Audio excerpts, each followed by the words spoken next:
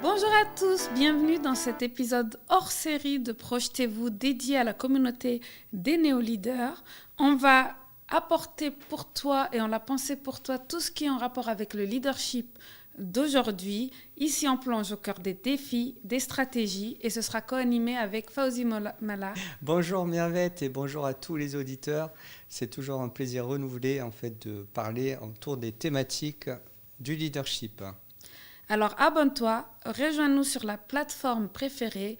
Nous enregistrons en studio, donc tu peux nous voir aussi sur YouTube pour avoir une meilleure expérience. Pour en savoir plus et accéder à toutes nos ressources, inscris-toi à la communauté des néo-leaders. Et maintenant, suite à l'épisode du jour. Let's go! Bonjour à tous et bienvenue dans ce premier épisode de notre série, de notre hors-série Néo-Leaders du podcast Projetez-vous que j'ai le plaisir de co-animer avec Fawzi Mala. Nous allons pendant toute cette saison vous parler de thèmes plus particuliers sur le leadership. Nous aurons aussi l'occasion d'inviter des personnes et puis ce sera un format un peu plus court, actionnable et puis sur des concepts importants pour les leaders. Bonjour Fawzi. Bonjour Mirvette, comment vas-tu? Ça va bien, heureuse de commencer cette nouvelle série et aujourd'hui nous allons parler de leadership authentique. C'est un sujet qui est très important chez les néo-leaders. Je pense qu'on l'a crié sur tous les toits. On en a même parlé dans notre épisode de lundi qui était un format long de Projetez-vous. Je vous mettrai le lien de l'épisode. Mais aujourd'hui, le leadership authentique, on va voir qu'est-ce que c'est, pourquoi et comment le mettre en place. Alors, qu'entend-on par leadership authentique, Fawzi? Alors, tout d'abord, je dirais que c'est un terme qui nécessite déjà de comprendre pourquoi on en parle. Leadership authentique, on en parle parce que jusque-là, on connaissait une sorte en fait de management, on ne va pas parler de leadership, mais de management, en fait, qui était là justement pour créer une relation, on va dire, qui n'était pas authentique, qui était une relation en fait forcée, où le manager en fait essayait de donner une direction en fait à ses équipes et les équipes faisaient semblant d'accepter bon an mal an justement de le faire et donc du coup on était dans des relations qui étaient on va dire biaisées par l'autorité, d'accord. Et aujourd'hui on parle de plus en plus en effet de leadership authentique parce qu'il y a une nécessité à remettre l'authenticité au centre de la relation entre dirigeants, managers et les équipes, de toute façon, qu'ils dirigent. Et un leadership, en fait, est nécessairement authentique. C'est pour ça que je voulais dire que, avant de parler de ce terme, il faut comprendre pourquoi on en parle. Le leadership, par nature, est authentique. Sinon, il n'est pas efficace. Et on ne peut plus parler de leadership, d'accord ? On parle plutôt on va dire oui, c'est ça, de management en fait pur, d'accord ? Parce que la relation est biaisée, elle est forcément en fait aux couleurs des ordres en fait que le manager va donner à ses équipes. Donc un leadership authentique, c'est surtout un leadership qui centre la relation autour de l'authenticité, autour de la franchise, de la transparence des partenaires, c'est-à-dire aussi bien les managers, dirigeants, que les équipes. Je suis tout à fait d'accord. Pour moi, un leadership authentique, c'est vraiment un leadership qui est aligné avec ses propres valeurs, qui aussi en fait ressortir ce qui est aligné vers soi et ce qui fait que nos équipes comprennent qui on est réellement et on n'a pas peur de montrer ses vulnérabilités, ses faiblesses, de les communiquer et de faire en sorte que tout le collectif aille ensemble. Merci. Est-ce que tu as un exemple de leadership authentique, un exemple concret? Bien sûr.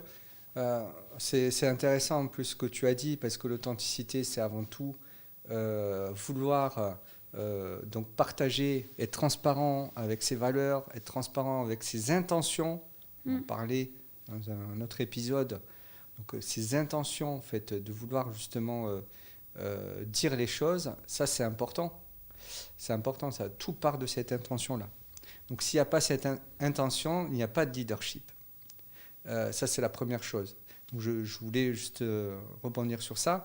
Pour répondre à ta question, un exemple en fait, de leadership authentique, c'est le fait de, à travers un conflit qu'il peut y avoir au sein de l'équipe, au lieu de cacher en fait, les choses, par peur justement de déplaire, en fait, la personne qui a fait une erreur va le dire en fait de façon très transparente, et le manager va dire en fait ce qu'il a ressenti suite à cela, si ça génère un conflit, donc ce qu'il a ressenti, et dire ce qu'il attend aussi de ses équipes pour la suite.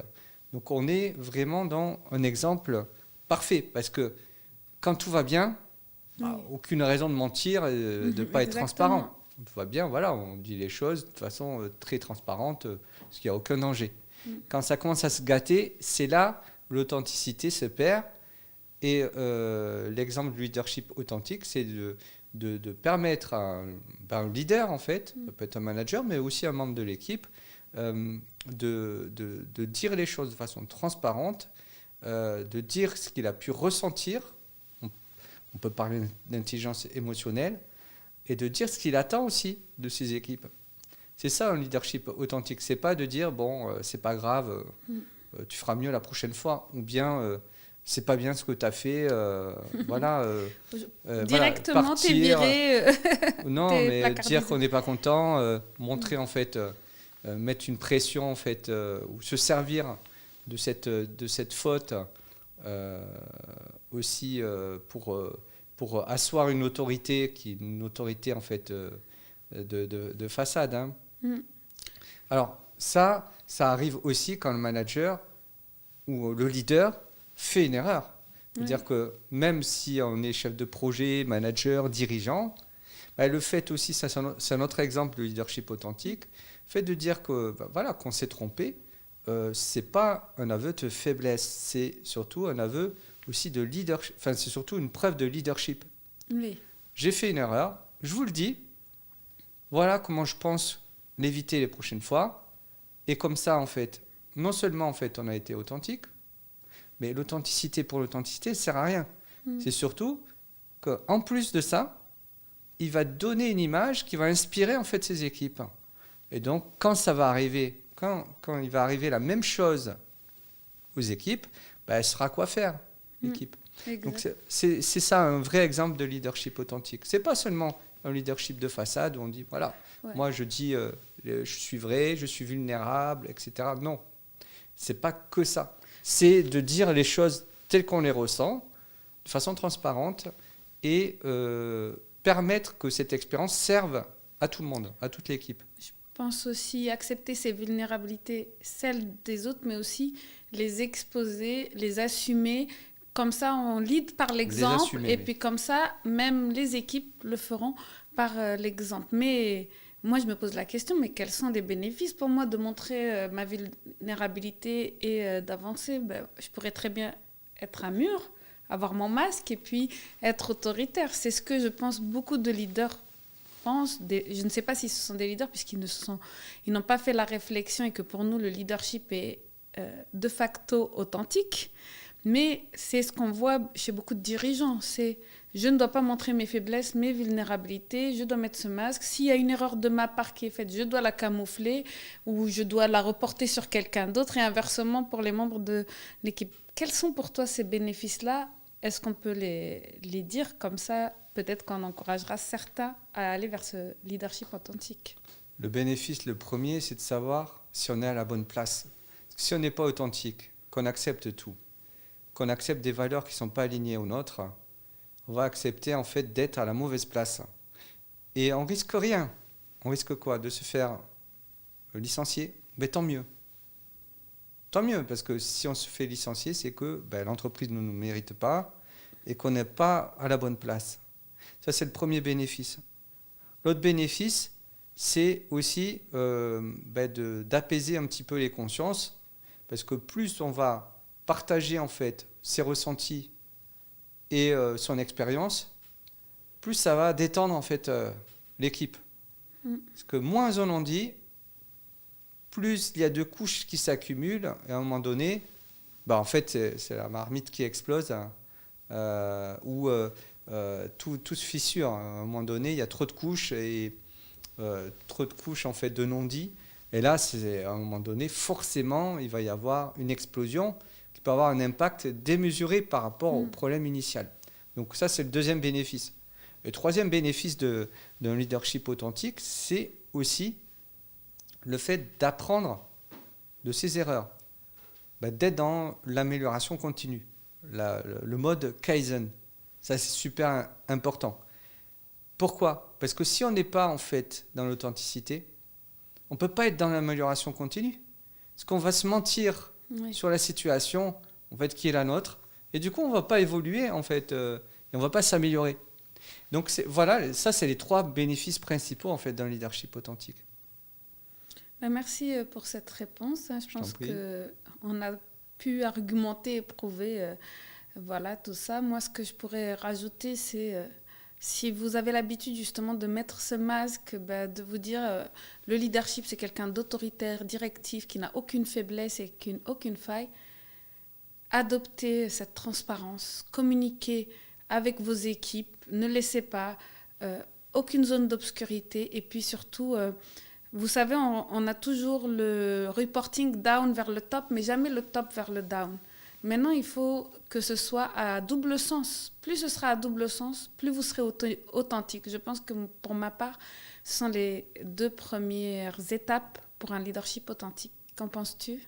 Moi, je pense qu'il faut en fait une transparence horizontale. En effet, tu as raison, sur le bottom-up et puis top-down, cette réciprocité, elle est essentielle.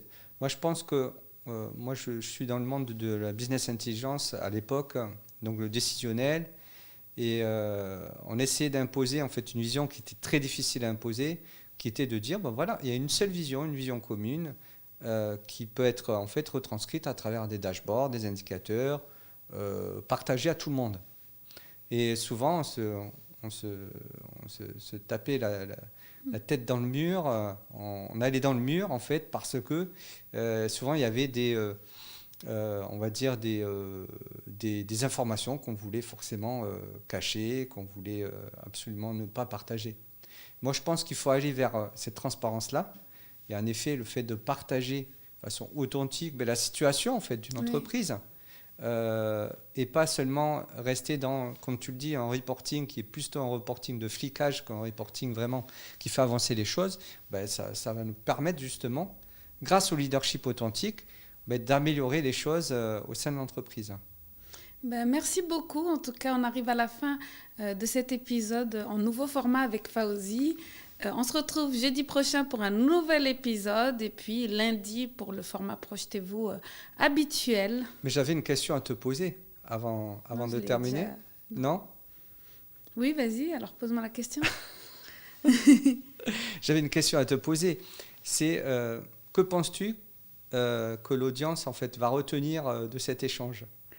Alors, je pense que l'audience va retenir justement de ne plus faire ce qui a été fait pendant des décennies, c'est-à-dire un leadership très autoritaire, très actif, et puis de pouvoir mettre en place toute cette authenticité, cette transparence, pour pouvoir, je pense, impacter durablement son équipe et puis avoir de meilleures performances humaines. Vraiment, c'est apporter la vision, et que chacun, avec le leader, puisse porter la vision en lui dans ses actions du quotidien, dans son travail au quotidien. Merci, c'était très clair, et merci de cet échange. Merci beaucoup, on se retrouve la semaine prochaine pour un nouvel épisode. Au revoir. Alors, et voilà les leaders, c'est un nouvel épisode qui se termine. J'espère que tu es reparti avec des concepts et des plans d'action rapides. Le leadership, c'est un voyage continu. En effet, le leadership, c'est un voyage en fait, qui nous permet de nous connaître plus et de connaître ses équipes. Et j'espère que ce voyage t'a été agréable. Si tu as aimé ce format, n'hésite pas à nous laisser une note et des commentaires, et puis à nous joindre directement. N'hésite pas aussi à t'inscrire à la communauté NeoLeader si vraiment tout ce qu'on t'a dit t'a touché et je te dis à la semaine prochaine pour un nouvel épisode hors série. À la semaine prochaine.